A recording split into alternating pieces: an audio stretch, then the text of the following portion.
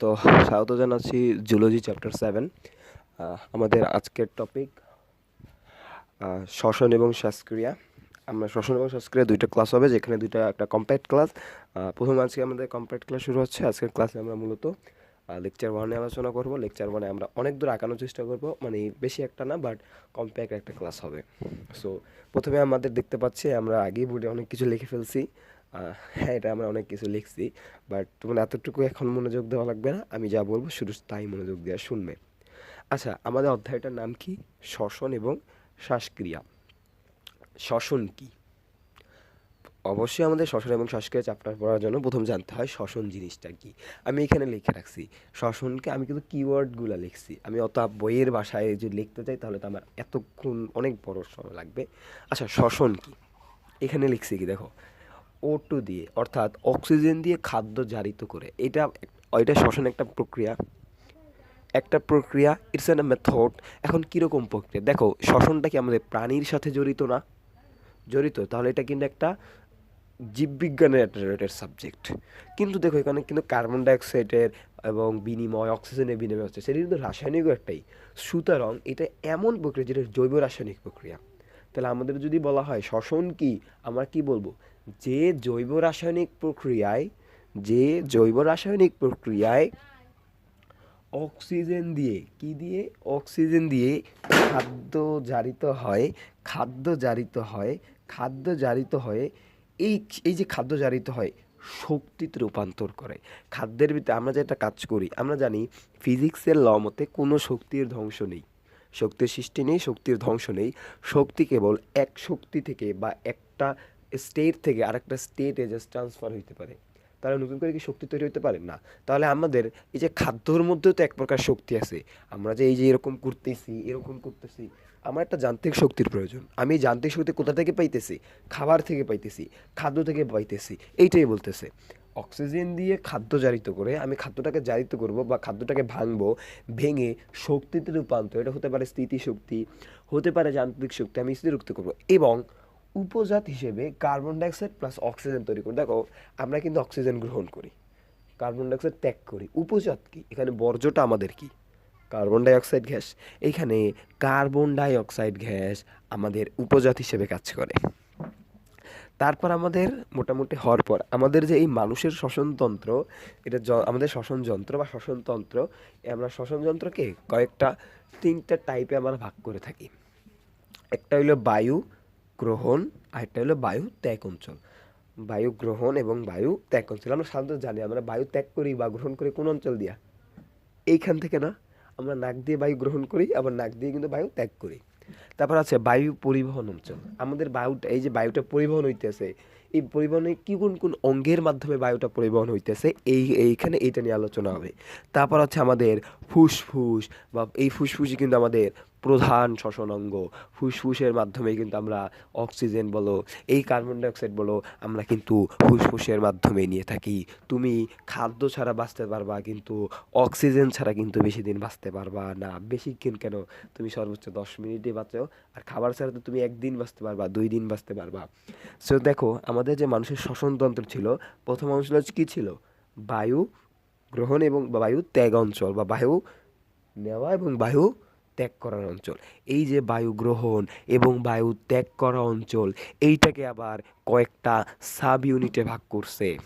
প্রথমটা হলো সম্মুখ নাসারন্ধ্র, তারপর আমাদের নাসা গহ্বর, পশ্চাৎ নাসারন্ধ্র, নাসা গলবিল, এরপর আমাদের আছে ষড়যন্ত্র। এই ষড়যন্ত্র না, আচ্ছা ঠিক আছে, সরি। আচ্ছা, সম্মুখ নাসারন্ধ্র। দেখো, সম্মুখ মানে সামনের দিকে, আর নাসারন্ধ্র মানে রন্ধ্র মানে ছিদ্র, নাসা মানে নাক, অর্থাৎ সম্মুখ নাসারন্ধ্র বা সামনের দিকে নাকের ছিদ্র।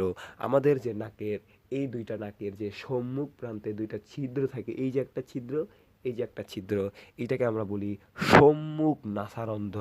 এখান থেকে একটা ইম্পর্টেন্ট জিনিস হলো, ধরো এই আমাদের নাক, এইখানে আমাদের এই যে নাকের এই একটা ছিদ্র, এই একটা নাকের আর একটা ছিদ্র। এই কিন্তু করে ছিদ্র তুমি দেখবা এরা কিন্তু মিলিত হয় না। এই দুইটা ছিদ্রকে একটা পর্দা আলাদা করে রাখছে, তুমি যদি হাত দাও বুঝতে পারবা। এইখানে এই যে ছিদ্র, তোমার নাকের ছিদ্র, এই ছিদ্র দুইটাকে আলাদা করে রাখছে। তোমার দেখবে একটা পর্দা আছে, দুইটা দুইটা নাকের দুইটা গর্তের ভিতরে একটা ফাঁকা আছে বা একটা পর্দা আছে। এই পর্দাকে আমরা বলি ন্যাসাল সেপ্টাম। ন্যাসাল সেপ্টাম কি বলি? Nasal septum. এরপর আমাদের আছে নাসা গহ্বর। এরপর আমাদের আর চলে আসে নাসা গহ্বর। কি ভাইয়া গহ্বর মানে কি? ফাঁকা স্থান, কোনো একটা ফাঁকাই। তাহলে নাসা মানে কি? নাকের ফাঁকা স্থান। তোমার এই যে নাকের ভিতরে যে ফাঁকা অঞ্চলটা না, এইটাকে আমি বলি নাসা গহ্বর। ভাইয়া নাসা গহ্বর সম্পর্কে একটা ফ্যাক্ট কি জানো? নাসা গহ্বরের ভিতরে কিন্তু লোম থাকে। এই লোমের কাজ কি জানো? তোমার নাকের ভিতরে কিন্তু চুলের মতো ছোট ছোট লোম থাকে। এই লোমগুলো করে কি জানো? ধুলাবালি যাতে তোমার নাকে প্রবেশ না করতে পারে সেজন্য তোমাদের ওই লোমগুলা থাকে। ধরো বাইরে থেকে কত ধুলাবালি আসে, গাড়ি থেকে ধুলাবালি, এই থেকে ধুলাবালি, সেটা যদি তোমার সরাসরি নাকে যাতে না যেতে পারে। তার ছাড়াও আরেকটা জিনিস আছে। দেখো আমরা কিন্তু আচমকা হঠাৎ ঠান্ডা বাতাস আমরা নিয়ে নেই, সেইখান থেকে কিন্তু আমাদের যখন লোম ঠোম থাকে নাকের ভিতরে, ওই বাতাসটা একটু গরম হয়ে যায়। কারণ একদম ঠান্ডা বাতাস আমরা যাতে আমাদের, একদম ঠান্ডা বাতাস নিলে আমাদের ফুসফুস নিতে পারবে? পারবে না। সেজন্য একটু গরম বাতাস হয়ে যায়। এখনো যাদের হয়, তুমি দেখো, তুমি একটু শ্বাস নাও, দেখো তোমার বাতাসটা কিন্তু গরম গরম বাইরেতে, সেরকম করো, তুমি ফিল করো গরম বাতাস, কারণ এখান থেকে আসার সময় সেটা গরম হয়ে যায়। আরেকটা জিনিস থাকে অল ফ্যাক্টরি। অল ফ্যাক্টরিতে আমাদের এখান থেকে আমরা বলবো, অল ফ্যাক্টরিতে কি জানো? আমরা যে নেই না, ঘ্রাণ নেই না, আমরা কোনো একটা খাবার ঘ্রাণ নেই না, এটা ভাল লাগে না ঘ্রাণটা, না বিরিয়ানির ঘ্রাণটা সেই, আমরা যে ঘ্রাণ নেই না, এটা আমরা কিন্তু অল ফ্যাক্টরির মাধ্যমে নেই। অল ফ্যাক্টরি কির মাধ্যমে? অল ফ্যাক্টরির মাধ্যমে। এরপর আমাদের আছে পশ্চাৎ নাসারন্ধ্র। নাসারন্ধ্র মানে কিন্তু ছিদ্র, নাকের ছিদ্র। আর যেহেতু এখানে পশ্চাতের কথা বলতেছি, সুতরাং পশ্চাৎ নাসারন্ধ্র মানে কি হবে ভাইয়া? পশ্চাৎ নাসারন্ধ্র মানে হবে পিছনের নাকের ছিদ্র। তারপর আমাদের আছে নাসাগলবিল, অর্থাৎ নাসারন্ধ্র এবং স্বররন্ধ্রের মধ্যবর্তী যে জায়গা, সেটাকে আমরা বলতেছি নাসাগলবিল।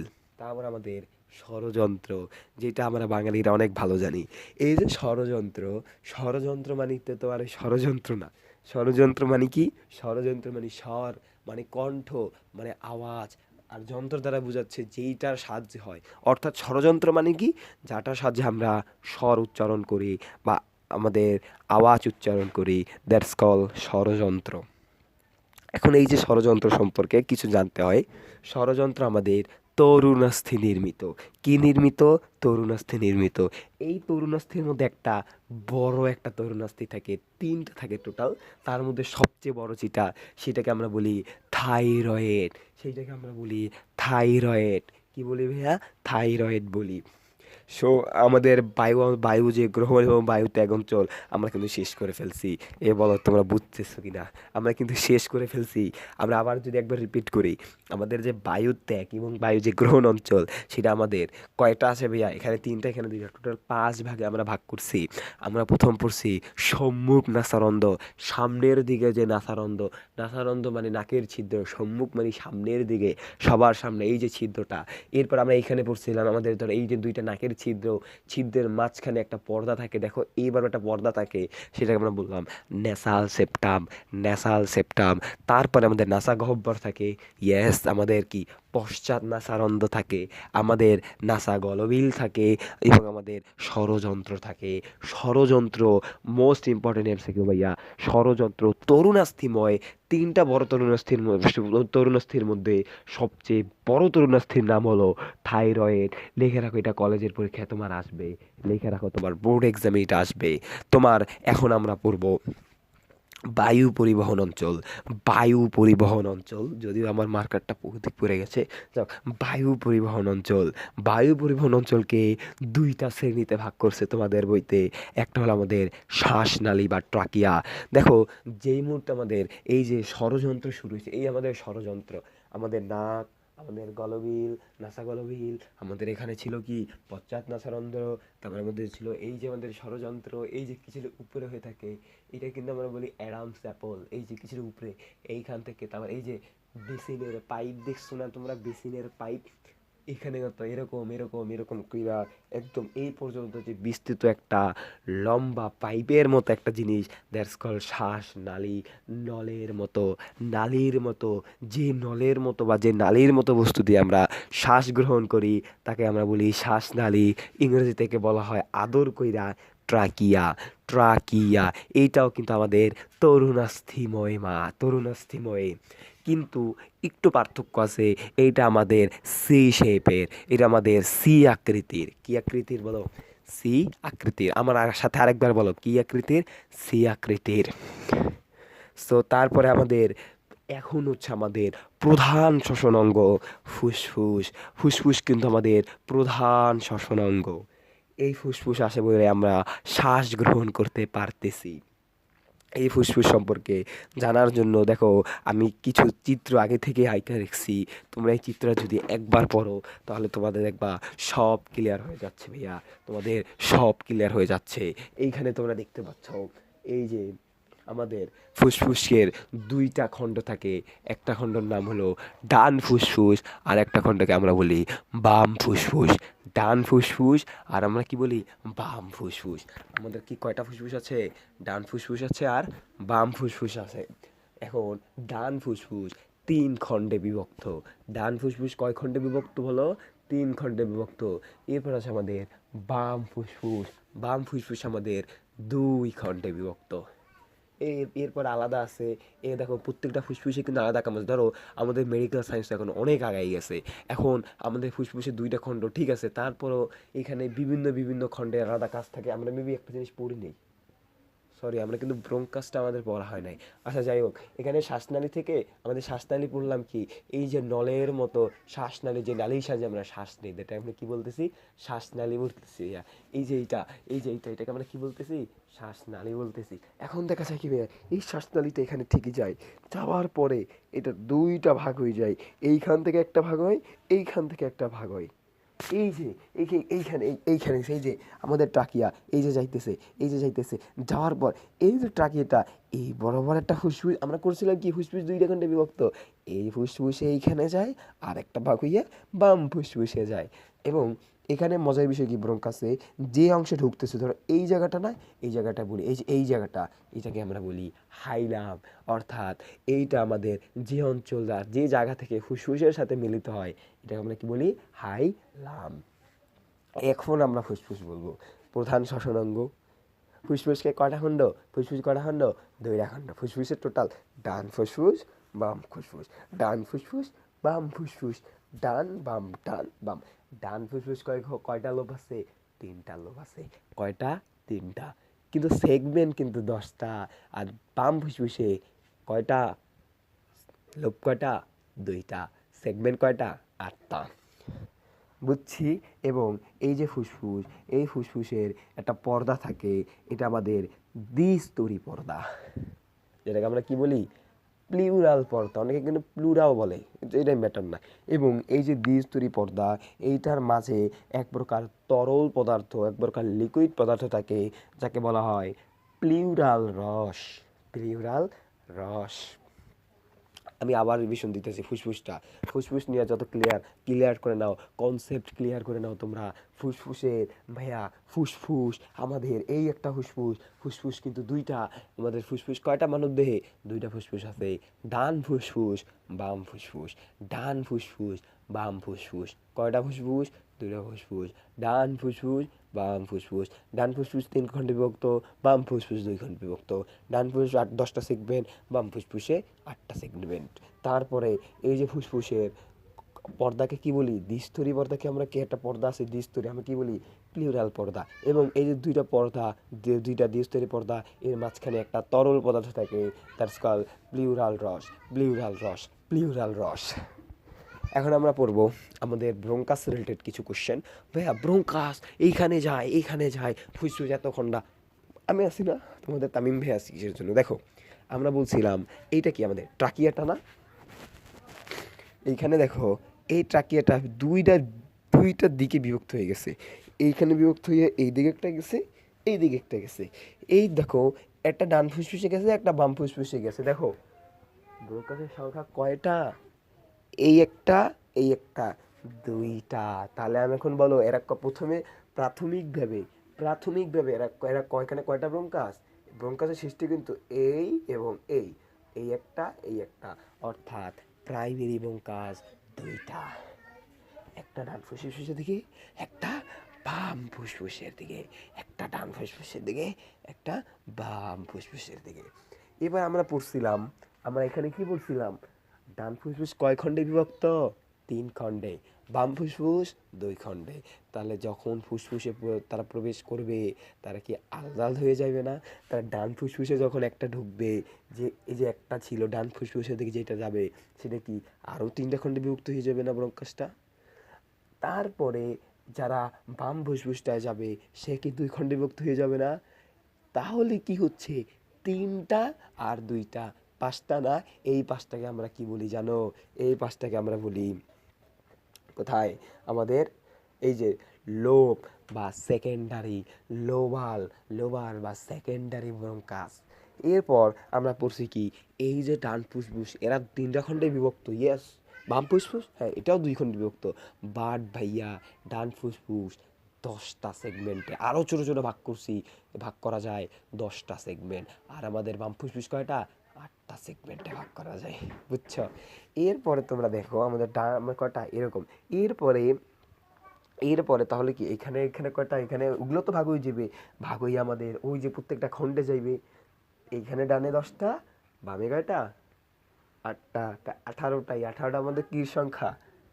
তার শিয়ালি আমাদের ব্রঙ্কাসের সংখ্যা। এই ব্রঙ্কাসের সংখ্যা তোমরা বুঝছো না? ইজি। এখন আমাদের অনেক মজার একটা জিনিস আমরা শিখবো। আমরা শিখবো এখন কি জানো? অ্যালভিউলাস কি। অ্যালভিউলাস, এখন অ্যালভিউলাস কিন্তু ফুসফুসের একক, এই যে লিখে রাখছি, গঠনগত প্লাস কাজের একক। কার? ফুসফুসের।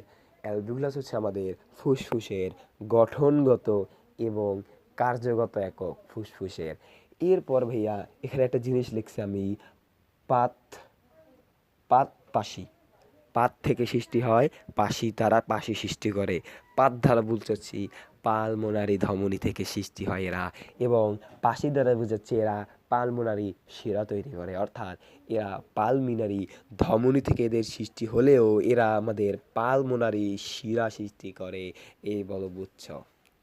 দেন আমাদের এখন মনে লাগবে এই যে আমাদের অ্যালভিউলাসের যে প্রাচীরটা আছে না, প্রাচীর, এই প্রাচীরটার নাম জানো? Phagocytic alveolar macrophage. কাজ কি? অণুজীব ধ্বংস করা। আচ্ছা কেমনে মনে রাখবো ভাইয়া, এটা আমাদের মাথায় কেমনে থাকবে? ট্রিক্স বসাই দিতেছি, ওয়েট করো। নামটা লক্ষ্য করো, ফ্যাগোসাইটিক। এ তোমার ফ্যাগোসাইটোসিস প্রক্রিয়া পড়ছো না? মনে আছে শ্বেতকণিকা ডাব্লিউবিসি কি করে? জীবাণু ভক্ষণ করে। কোন প্রক্রিয়ায়? ফ্যাগোসাইটোসিস প্রক্রিয়ায়। তাহলে তুমি এখন বুঝতে পারবে না, এর নাম দেখো, ফ্যাগোসাইটিক, একটা ভক্ষণ করা বা একটা ধ্বংস করা নাম, ধ্বংস নাম। অ্যালভিউলার, যেহেতু একটা অ্যালভিউলাসের অংশ, ওর নামের আগে অ্যালভিউলার থাকে না। ধরো তোমার বংশের নাম হাওলাদার বংশ, তুমি তোমার নামের পর হাওলাদার বসাও না? জামাল হাওলাদার, তারপর আমি জব্বার হাওলাদার, আবুল হাওলাদার। আমরা কিন্তু, তুমি কি তোমার নাম বসানো, ধরো তুমি এখন চৌধুরী সাহেব, তাহলে তুমি বসাও না এই জব্বার চৌধুরী, আক্কাস চৌধুরী। তুমি কি তোমার গোত্রের নাম বসাও না? তেমনই যেহেতু ও তো প্রাচীর, ও তো অ্যালভিউলাসের বংশের নাম, তাহলে ও কি ওর নামের শেষে অ্যালভিউলাসের একটা অংশ বসাবে না? সেইটিই বসাই। দেখো, ফ্যাগোসাইটিক অ্যালভিউলার ম্যাক্রোফেজ। দেখো নামের আগে কিন্তু ফ্যাগোসাইটিক আছে, এইখান থেকে মনে রাখবা এটা অণুজীব ধ্বংস করে। আমাদের পড়া শেষ, কিন্তু আরেকটু আছে। দেখো এই অ্যালভিউলাসের একটা জিনিস হচ্ছে, টাইপ 1 এবং টাইপ 2 ভাগ করা যায়। টাইপ 2 এর মধ্যে একটা জিনিস হচ্ছে স্যারফ্যাক্ট্যান্ট। স্যারাফ্যাক্ট্যান্ট কি নাম? স্যারফ্যাক্ট্যান্ট, স্যারফ্যাক্ট্যান্ট। আরেকবার আমার সাথে বলো, স্যারফ্যাক্ট্যান্ট, স্যারফ্যাক্ট্যান্ট। এটা আমাদের কিছুটা ডিটি লিখেছে, এটা কিছুটা ডিটির মতো দেখতে পারে। ডিটি কি আবার? ডিটি দ্বারা বুঝাচ্ছে এটা একটা ডিজেট, এটা একটা ডিটারজেন্টের মতো দেখতে একটা একটা পদার্থ। এটা কাজ কি ভাইয়া? এটা কাজ হলে কি করে জানো? তরলের পৃষ্ঠ টান হ্রাস করে দেয়। আমাদের তরলের পৃষ্ঠ টান হ্রাস করে দেয়, যার ফলে আমাদের এরা চুপসে যায় না। আমাদের যে টাকিয়া বা ইচ্ছে বলো বা আমাদের বলো, কিছু চুপসে যায় না। এটা আমাদের চুপসে যাওয়া রোধ করে। কিভাবে? তরলের পৃষ্ঠ টান কমিয়ে দিয়ে। কিন্তু ভাইয়া এখানে এই যে সারফ্যাক্টাইনরা মূলত বা সৃষ্টি হয় ভ্রূণের 23 সপ্তাহ পর্যন্ত। সেজন্য অনেক জায়গায় কিন্তু 24 সপ্তাহ পর্যন্ত একটা ভ্রূণের আমাদের অ্যাবিউজ করার একটা পারমিশন থাকে। কি বুঝাচ্ছি ভাইয়া? দেখো, যারা আমাদের শিশু থাকে, শিশু, এদের এদের যে সারফ্যাক্টাইন এটা যদি না থাকে তাহলে কি হবে? আমাদের চুপসে যাবে। এটা না, এটা যদি থাকে যার ফলে আমাদের চুপসে যায় না। এখন যদি চুপসে যায় তাহলে কি শ্বাস নিতে পারবে কেউ? না। সেজন্য কিন্তু যারা 23 সপ্তাহের নিচে যারা নবজাতক আছে তারা কিন্তু শ্বাস নিতে পারে না। সেজন্য সেজন্য আমাদের কিন্তু ন্যূনতম এই যে ন্যূনতম 23 সপ্তাহ আগে পর্যন্ত আমাদের সাধারণত অ্যাবিউজ করা যায়, অর্থাৎ আমরা চাইলে বাচ্চা নষ্ট করা যায়, অর্থাৎ এই যে 23 সপ্তাহের মধ্যে। এবং এই 23 সপ্তাহের মধ্যে কিন্তু যে আমাদের যে আমাদের আমাদের যে বেবিরা থাকে আমাদের মায়ের পেটে, তারা কিন্তু এই সময়ের মধ্যে কিন্তু তাদের মধ্যে কোনো যে আমাদের ফুসফুসীয় যে হয়, অর্থাৎ এই যে আমাদের কি সারফ্যাক্ট্যান্ট আমাদের সৃষ্টি হয় না, যার ফলে তাদের যে তরলের পৃষ্ঠটান হ্রাস তারা মানে এটা হয় না। যেহেতু তরলের পৃষ্ঠটান হ্রাস হয় না, তার মানে কি তাদের কি হয় না, তাদের কি হয় না, এটা চুপসে যায়, চুপসে যায় না, চুপসে যায়, সরি চুপসে যায়, যারা চুপসে যায় তার ফলে কী হয়, তারা কিন্তু শ্বাস নিতে পারে না। বুঝছি। আমাদের লেকচার হল এতটুকুই ছিল। আশা করি যারা মানে অনেক ধৈর্য দিয়ে ক্লাস করছো, আমি আশা করি, আশাবাদী তুমি অনেক ভালো কিছু করবা। সো আমাদের লেকচার 1 আজ এখানেই শেষ, আমাদের লেকচার 2 শীঘ্রই আসবে। সো লেকচার 2 আমাদের শীঘ্রই আসতেছে। তো আসসালামু আলাইকুম, স্বাগত জানাচ্ছি আমাদের পরবর্তী লেকচার দেখার জন্য। বাই।